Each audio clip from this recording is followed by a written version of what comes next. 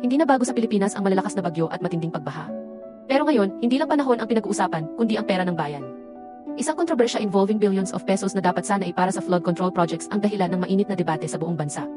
Sa gitna ng issue, umiikot ang usapin sa umano'y maling paggamit ng halos 545 billion pesos na pondo para sa flood control. Ayon sa audits, may mga tinatawag na ghost projects, eto mga proyektong binayaran daw pero wala naman or di natapos. Meron din daw substandard na trabaho na madaling nasira nung huling bagyo.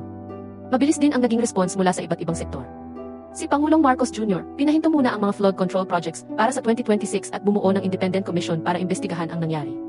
Samantala, ang mga grupo mula sa simbahan, estudyante at ordinaryong mamamayan ay nagkakaisa sa lansangan, nananawagan ng pananagutan. At hindi lang dito umiikot ang usapan. May panibago ring tensyon sa Scarborough Shoal. Ang planong pagdedeklara ng China dito bilang marine reserve sa loob ng teritoryo ng Pilipinas. Ito ay ikinababahala ng maraming mangingisda. Baka raw sila ay pagbawalan pumalaot sa sarili nilang dagat. Kaya heto ang Pilipinas. Balanse sa dalawang malaking issue. Ang pananagutan sa loob at pressure mula sa labas. Patuloy ang panawagan para sa transparency.